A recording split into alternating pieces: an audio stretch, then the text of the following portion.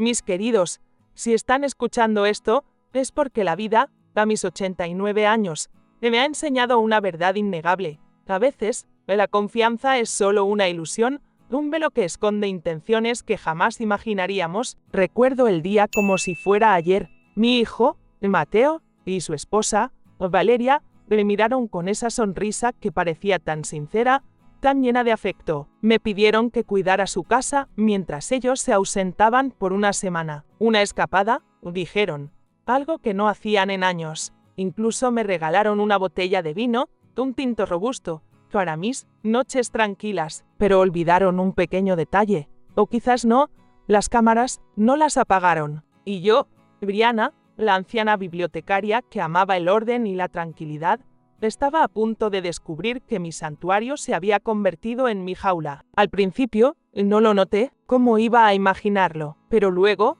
encontré las grabaciones y la voz de Valeria, riendo, llamándome, la vieja niñera que aguanta todo. Fue entonces cuando me golpeó la verdad. Esto no era confianza, era una prueba, pero yo ya no era la mujer silenciosa de antes. Esta vez, las cámaras no me capturaron, las cámaras los expusieron a ellos. Y créanme, lo que van a escuchar es solo el principio. Están listos para descubrir cómo una anciana de 89 años, subestimada y vigilada, encontró su voz y le dio la vuelta al juego. Si esta historia resuena con su alma, por favor, suscríbanse, denle un me gusta, dejen un comentario y compartan este video. Me encantaría saber desde qué rincón del mundo me están escuchando. Su interacción significa el mundo para mí. Mi nombre es Brianna. Durante la mayor parte de mi vida adulta, fui bibliotecaria en un pueblo tranquilo, donde el tiempo parecía moverse al ritmo pausado de las páginas que pasaba. Los libros eran mi refugio, el silencio mi melodía. Me gustaban los sistemas, el orden, la precisión de saber dónde estaba cada cosa. Mi té de la mañana, siempre a la misma hora, era un ritual sagrado. La vida era predecible, reconfortante. Cuando mi esposo, el amor de mi vida, falleció, el silencio se hizo más pesado. Sí, pero seguía siendo un silencio familiar. Viví sola en la casa que habíamos comprado juntos, un hogar lleno de recuerdos, de risas, de la calidez de una vida compartida. Cada objeto, cada rincón, tenía una historia. Las escaleras, con el tiempo, se volvieron un desafío, y los inviernos, con su frío implacable, se sentían interminables. Fue entonces cuando Mateo y Valeria, mi hijo y mi nuera, me ofrecieron una solución que, en la superficie, sonaba tan generosa. ¿Por qué no te mudas con nosotros?, preguntaron. Tenemos espacio, será más fácil para todos. Al principio, dudé, no quería ser una carga, una intrusa en su vida moderna y ocupada. Pero ellos insistieron. Me aseguraron que era lo que la familia hacía, que seguiría teniendo mi privacidad, y que los niños, o mis nietos, estarían encantados de tenerme cerca. Y así, con el corazón dividido entre la nostalgia de mi hogar y la promesa de compañía,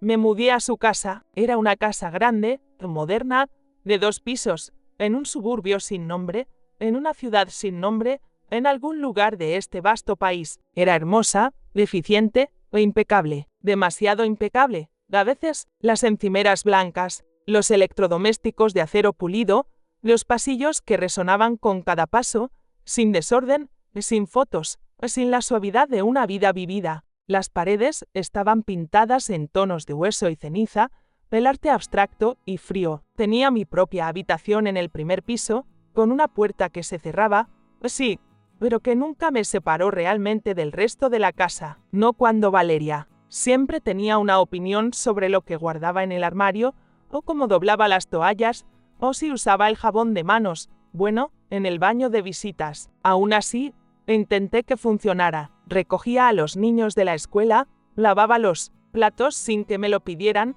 y me esforzaba por no dejar rastro de mí misma en los espacios compartidos. Era una danza extraña, ser útil sin ser visible, estar presente sin ser una presencia. Valeria siempre me sonreía, pero era el tipo de sonrisa que se quedaba congelada justo debajo de la superficie de su piel. Sus ojos nunca sonreían con su boca, y yo, con mi intuición de años, sentía que algo no encajaba. Pero, ¿qué podía hacer? Estaba en su casa, y bajo su techo. Me decía a mí misma que era mi imaginación, que solo estaba adaptándome a un nuevo ritmo. Qué ingenua fui. Aquella normalidad, aquella aparente paz, era solo el preludio de lo que estaba por venir. Mal sabía yo que mi vida de orden y silencio estaba a punto de ser desmantelada, pieza por pieza, por aquellos a quienes más amaba. Y lo que es peor, que cada uno de mis movimientos estaba siendo meticulosamente registrado. Este era el escenario, mi querido espectador,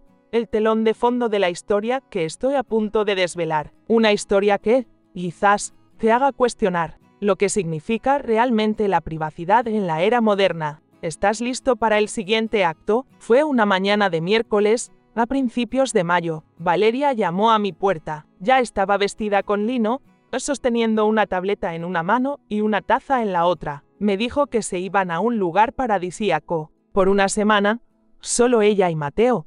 Sin los niños, una escapada de pareja, algo que no hacían en años. Confiamos en ti, dijo, y añadió con esa sonrisa practicada, y honestamente, preferimos que te quedes aquí a que estés sola a tu edad. Asentí. Me dijo que la nevera estaría llena, que el jardín necesitaba un riego ligero y que podía tratar la casa como si fuera mía. Incluso me dejó una botella de vino tinto en la encimera, con una nota en su pulcra y perfecta caligrafía. Para tus noches tranquilas. Gracias por todo, Griana. Debería haberme sentido agradecida, conmovida. En cambio, sentí algo más, algo que no podía nombrar en ese momento. No era miedo, ni sospecha, solo una sutil inquietud, como estar en una habitación que ha sido limpiada demasiado a fondo, donde incluso el aire se siente restregado. La mañana de su partida, Valeria me abrazó rígidamente. Mateo me besó en la mejilla. Los niños se despidieron somnolientos desde el coche. Me quedé en el porche,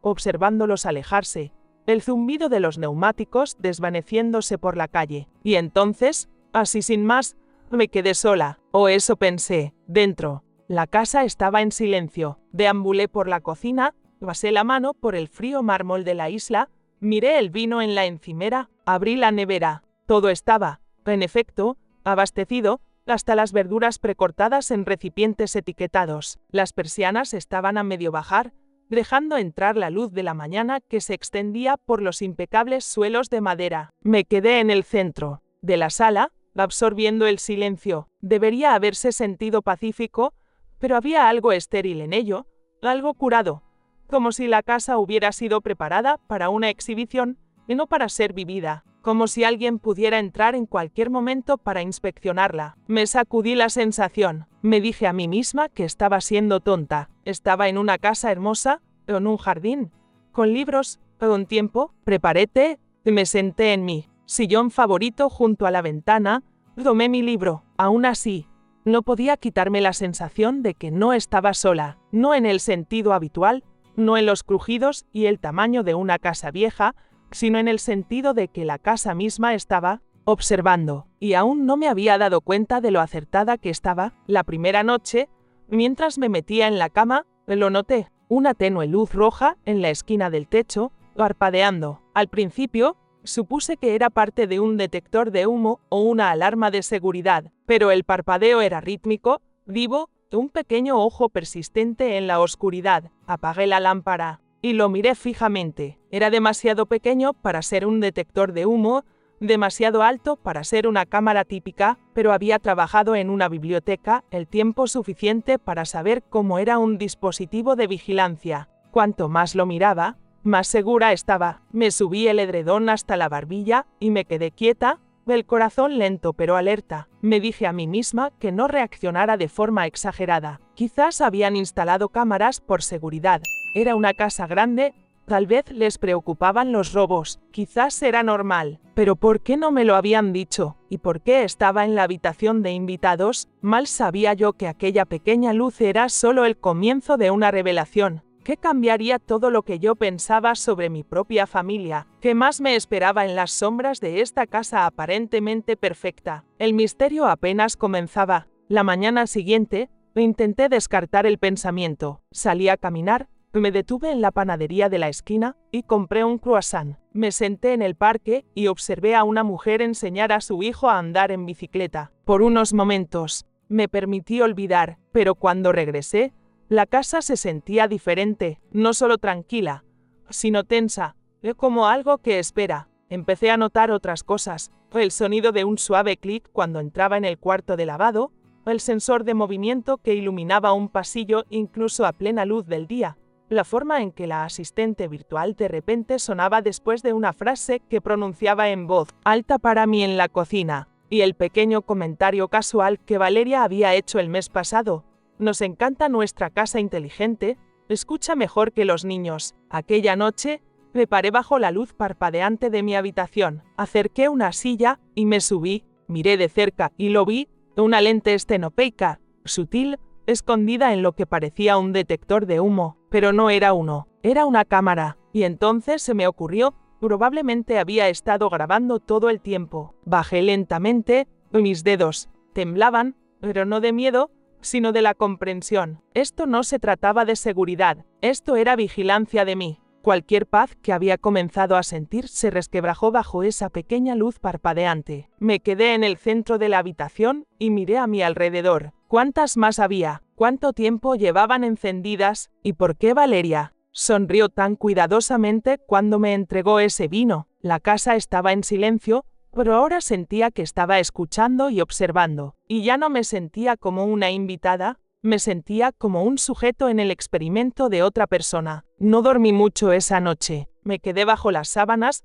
con los ojos fijos en la pequeña luz roja sobre mí, parpadeando como un metrónomo. Cada vez que cerraba los ojos, me imaginaba a alguien observando. Valeria en una playa, bebiendo un cóctel, abriendo casualmente una aplicación en su teléfono y viéndome moverme en la cama, viendo lo que vestía, cómo me movía, notando la forma en que murmuraba para mí misma cuando leía, viendo si lloraba, si es que lloraba. Aquella sensación de ser una marioneta en su escenario me carcomía por dentro. Pero lo que ellos no sabían es que esta vieja bibliotecaria, acostumbrada a desentrañar misterios entre líneas, estaba a punto de escribir su propio capítulo de rebelión. Creían que era una simple anciana. Pronto descubrirían lo equivocados que estaban. La mañana siguiente, me preparé café en piloto automático. Mis pensamientos se sentían como canicas sueltas rodando dentro de mi cráneo. Intenté mantener mis manos firmes mientras sorbía de mi taza desportillada,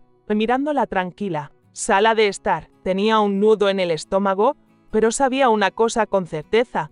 Tenía que encontrar el resto de las cámaras. Comencé en la sala de estar, lenta y metódicamente. Caminé por el perímetro del espacio, fingiendo limpiar el polvo. Escaneé cada rincón, cada dispositivo electrónico, cada estantería. Había un pequeño objeto circular escondido entre los libros falsos, su lente enmascarada por una pegatina decorativa negra, otro, disfrazado de detector de movimiento, en la esquina del techo. Me moví a la cocina. Allí, dentro de lo que parecía un moderno temporizador de cocina montado sobre la nevera, sexta otra lente, pequeña, apenas perceptible a menos que estuvieras buscando. Pero ahora que sabía qué buscar, no podía dejar de verlas. En el comedor, una cámara escondida dentro de la lámpara, apuntando directamente a la mesa. En el pasillo, un elegante punto negro dentro del termostato. En el cuarto de lavado, otro pequeño ojo observando desde el estante sobre la secadora. Sentí que las paredes se cerraban. Hice una lista. Anoté la ubicación de cada cámara en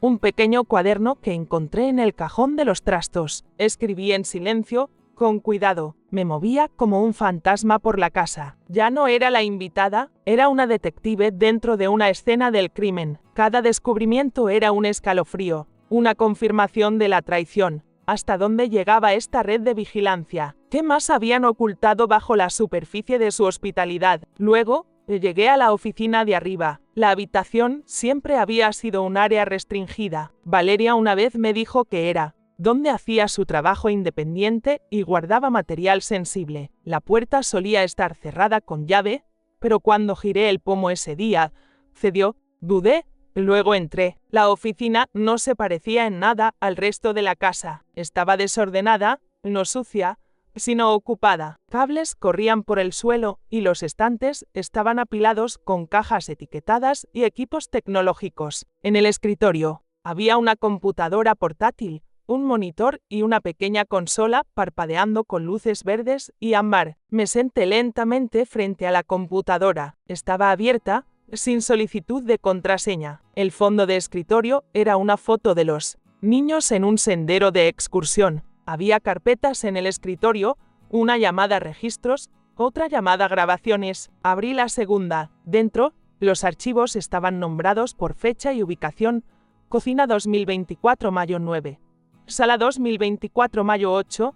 Habitación de invitados 2024 mayo 7. Hice clic en uno. El video se abrió en silencio. Era yo, sentada en la sala, leyendo un libro. Me observé sorber té, rascarme el brazo, frotarme las sienes o moverme incómodamente en el cojín. Me veía tan inconsciente, tan expuesta. Cerré el archivo y abrí otro. Allí estaba yo de nuevo, de pie en la cocina con mi bata, lavando un plato, mirando por la ventana, murmurando para mí misma. Todo estaba allí, cada momento en que pensé que estaba sola. Había cientos de videos, días, semanas o meses, no tenía idea de cuánto tiempo llevaban grabándome. Una carpeta estaba etiquetada como clips. Dentro había videos cortos, algunos de solo 10 segundos, todos marcados con etiquetas, comentarios extraños, murmurando, llorando. Me estaban analizando, estudiándome, categorizando mi vida como si fuera algún tipo de sujeto de comportamiento. Miré la pantalla, con las manos congeladas sobre el ratón. Y entonces, le hice clic en un último video, uno que no era mío. Era Valeria, sentada en la oficina, riendo en una videollamada con alguien que no reconocí. Sostenía una copa de vino. Sus palabras eran casuales, pero cayeron como piedras. Todavía no se da cuenta de que está en cámara, dijo. Es honestamente un poco triste. Creo que habla más consigo misma que con los niños. Es como si estuviera tratando de narrar su soledad. La persona al otro lado se rió. Valeria continuó. Te digo, es fascinante. Creo que podríamos hacer un documental corto, retrato de la matriarca olvidada. No me moví, no lloré, simplemente me senté en esa habitación, en esa silla, en ese mundo estéril y parpadeante que habían construido a mi alrededor. Y me di cuenta de que había estado viviendo en una casa de muñecas, una hermosa y pulcra casa de muñecas donde yo era la exhibición. No cerré la carpeta, no apagué la computadora portátil, la dejé abierta, el archivo aún reproduciéndose, la voz de Valeria resonando débilmente detrás de mí mientras me ponía de pie, porque ahora lo sabía, todo lo que necesitaba saber. Me habían invitado a entrar, pero nunca me dieron un hogar, me dieron una jaula de cristal, y yo había terminado de actuar en ella. Este era el punto de no retorno, el momento en que la vieja Brianna, la que se conformaba con ser invisible, murió, y de sus cenizas, una nueva Brianna, una con fuego en los ojos y una determinación inquebrantable, estaba a punto de nacer. ¿Qué haría ahora esta anciana, armada con la verdad y la traición de su propia familia? El juego acababa de empezar. Cerré la puerta detrás de mí con una suavidad que venía más del instinto que de la intención. Era el mismo reflejo que había desarrollado hace mucho tiempo, cuando mi hijo era un bebé. Cerrar cajones, girar pomos, envolver el silencio alrededor de mis movimientos para no despertarlo. Pero esta vez, el silencio no era para consuelo, era para protección. La oficina se sentía más fría que el resto de la casa, aunque el termostato marcara la misma temperatura. Quizás era la ausencia de calor humano, la forma en que las paredes parecían inhalar en lugar de exhalar. Nada en la habitación parecía accidental, cada objeto había sido elegido, colocado y monitoreado. Me quedé en el centro de la habitación, dejando que mis ojos se ajustaran. En la pared del fondo había un elegante gabinete negro con 2 cajones cerrados con llave. Había cables que salían de él hacia una unidad central en el escritorio, un equipo personalizado con múltiples puertos parpadeando como si tuviera su propio latido. Me acerqué lentamente, estudiando la configuración. Incluso en mis años en la biblioteca, nunca había visto algo así. A la izquierda, y debajo de la ventana, había un archivador. Abrí el cajón superior, manuales, garantías, recibos, todo cuidadosamente etiquetado. Equipo de seguridad, almacenamiento, suscripciones, software de vigilancia. Había una factura de una empresa que no reconocí, pero la descripción era clara. Paquete de monitoreo remoto personalizado. Enumeraba las habitaciones de la casa por nombre, incluida la mía. Habían pagado para observarme en tiempo real. Metí la mano en el bolsillo de mi cardigan y saqué una memoria USB, una vieja que había usado para guardar fotos de Mateo cuando era niño. La ironía no se me escapó. La deslicé en el puerto USB de la torre de escritorio. Un mensaje parpadeó en el monitor. Comencé a copiar todo de la carpeta de grabaciones. Era un simple arrastrar y soltar, pero se sentía como un acto de desafío. Mientras los archivos se transferían, me adentré más en la habitación. El segundo estante sobre el escritorio contenía cuadernos, no diarios personales, sino registros de proyectos. Uno estaba etiquetado como datos de la casa. Dentro había entradas detalladas, disparadores de movimiento, marcas de tiempo, palabras clave. Una nota decía: las 6:43 por la mañana p.m. Brianna habla consigo misma sobre los pájaros. Tono emocional, nostálgico. Otra: las 10:10 por la mañana a.m. Parece estar mirando una foto de boda. Posible reacción de memoria. No solo me observaban, me estudiaban. Era clínico, distante, ni siquiera cruel, solo indiferente. Eso era, de alguna manera, lo peor. Me sentí como un espécimen bajo un microscopio, mi vida reducida a datos y análisis, pero esa indiferencia, esa falta de humanidad, no fue lo que encendió una chispa en mí, una chispa de fuego que había estado latente por mucho tiempo. No había lágrimas, no había gritos, solo una fría y calculada determinación. La vieja Brianna, la que se encogía y se hacía pequeña, había desaparecido. En su lugar, había una mujer que había sido empujada al límite y que ahora, armada con la verdad, estaba lista para luchar, no por venganza, sino por su dignidad, por su libertad. La barra de progreso en la pantalla avanzaba lentamente, cada porcentaje un paso más cerca de mi liberación, y mientras el último archivo se copiaba, supe que mi vida, tal como la conocía, había terminado. Pero el final de una historia es siempre el comienzo de otra, y yo, Brianna, estaba a punto de reescribir el final de mi propia historia. ¿Qué haría una anciana de 89 años con la verdad en sus manos? ¿Cómo se enfrentaría a aquellos que la habían traicionado? La respuesta estaba a punto de ser revelada, y no sería lo que ellos esperaban. Con la memoria USB en mi bolsillo, salí de la oficina, no la cerré con llave, dejé el portátil abierto, con la carpeta de grabaciones aún visible. Quería que lo vieran, quería que supieran que yo sabía. No era un acto de venganza, sino una declaración. La casa, que antes me había parecido estéril, ahora se sentía cargada de una tensión palpable, como el aire antes de una tormenta. Los días siguientes fueron una espera silenciosa. Me movía por la casa con una nueva calma, una que no había sentido en mucho tiempo. Ya no me esforzaba por ser invisible. Preparaba mi té, leía mis libros, e incluso tarareaba suavemente mientras regaba las plantas del jardín, sabiendo que cada uno de mis movimientos estaba siendo grabado, pero ahora, con una diferencia crucial, yo tenía las pruebas. Ellos regresarían. En 2 días, la anticipación era una mezcla extraña de nerviosismo y una profunda satisfacción. Había recuperado el control de mi propia narrativa. Cuando Mateo y Valeria finalmente llegaron, el ambiente en la casa cambió. Sus sonrisas, antes tan pulcras, ahora parecían forzadas, sus ojos esquivos. La primera noche, el silencio en la cena era casi ensordecedor. Mateo intentó hablar del viaje, pero sus palabras sonaban huecas. Valeria, por su parte, evitaba mi mirada. Sabía que habían visto el portátil, sabía que habían encontrado la memoria USB. La confrontación no fue explosiva,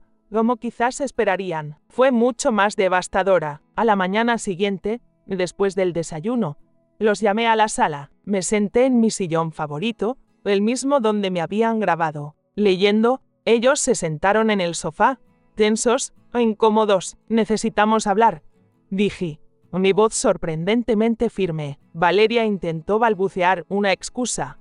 Algo sobre seguridad, sobre su preocupación por mí. Mateo asintió, con la cabeza gacha. «No», los interrumpí. «Esto no era seguridad, esto era vigilancia, esto era un experimento». Saqué la memoria USB de mi bolsillo y la puse sobre la mesa de centro. Tengo todas las grabaciones, sé lo que hicieron, Sé lo que dijeron. El silencio que siguió fue el más pesado que jamás había experimentado. Sus rostros palidecieron. La máscara de la familia generosa se desmoronó. Valeria intentó disculparse, pero sus palabras se ahogaban en su propia vergüenza. Mateo, mi propio hijo, no podía mirarme a los ojos. No necesito sus disculpas, dije. Necesito mi dignidad, necesito mi libertad. Les expliqué que no me quedaría más, que no era una carga, ni un experimento, ni una matriarca olvidada. Era Brianna y merecía un hogar, no una jaula. No hubo gritos, no hubo lágrimas de mi parte, solo una calma resoluta. Les dije que usaría las grabaciones solo si era necesario, no para hacerles daño, sino para asegurar mi propia paz. Y así, con una maleta pequeña y el corazón más ligero de lo que había estado en años, dejé su casa. No fui a un asilo, ni a la casa de otro familiar. Encontré un pequeño apartamento en un barrio tranquilo, con un balcón donde podía ver los pájaros y un pequeño jardín comunitario. Era modesto, sí, pero era mío. Cada objeto, cada mueble, lo elegí yo. No había cámaras ocultas, no había ojos invisibles, solo la paz de mi propio espacio. Retomé mis viejos pasatiempos. Volví a la biblioteca del barrio, no como empleada, sino como voluntaria, ayudando a organizar libros y a leer cuentos a los niños. Descubrí un grupo de lectura, me hice nuevos amigos. Empecé a escribir, al principio, solo para mí, mis reflexiones, mis recuerdos. Luego, me di cuenta de que mi historia, mi experiencia, podría ayudar a otros. Y así, nació este canal. No soy una experta en tecnología, pero aprendí a editar, a subir vídeos, a conectar con personas de todo el mundo. La matriarca olvidada se convirtió en la matriarca que inspira. Mi nueva normalidad es una de libertad, propósito y una profunda conexión con la vida. La vejez no es el fin, mis queridos, es una nueva etapa, llena de posibilidades, de aprendizajes, de la oportunidad de reescribir nuestra propia historia. Y la mía, ahora, está llena de luz y de verdad. Mi experiencia con Mateo y Valeria fue dolorosa, sí, pero también fue una lección invaluable. Me enseñó la importancia de la dignidad, de la privacidad y de nunca subestimar la sabiduría que se acumula con los años. La verdadera libertad, mis queridos, no se encuentra en una casa grande y lujosa, sino en la capacidad de ser uno mismo, sin máscaras, sin vigilancia, sin miedo. Aprendí que la vejez no es el fin de la aventura, sino una nueva etapa para descubrir nuestra propia fuerza, para encontrar nuestra voz y para empoderarnos. No somos solo un número, ni una carga, ni un objeto de estudio. Somos seres humanos con historias, con sentimientos, con la capacidad de seguir creciendo y aprendiendo hasta el último aliento. Espero que mi historia les haya tocado el corazón, que les haya hecho reflexionar sobre sus propias vidas y sobre cómo valoramos a nuestros mayores. Quizás les haya inspirado a buscar su propia voz, a no aceptar menos de lo que merecen, a defender su espacio y su verdad, porque al final del día, la vida es un libro, y cada página, incluso las más difíciles, nos enseña a escribir nuestro propio final, y el mío, créanme, apenas está comenzando. Ahora, mis queridos amigos, me gustaría escuchar de ustedes, ¿cuál parte de mi jornada les tocó más profundamente? ¿Alguna vez se han sentido subestimados o vigilados? Compartan su historia en los comentarios. Su experiencia puede ser la luz que alguien más necesita. Y si esta historia resonó con ustedes, si les inspiró, por favor, suscríbanse a mi canal, dejen su me gusta y compartan este vídeo con aquellos que necesitan escuchar este mensaje. Quiero saber desde qué rincón del mundo me están viendo. Su apoyo y sus comentarios son el motor que me impulsa a seguir compartiendo mis recuerdos y mis lecciones de vida. Hasta la próxima, y recuerden, la vida es un regalo, vívanla con dignidad y con el corazón abierto.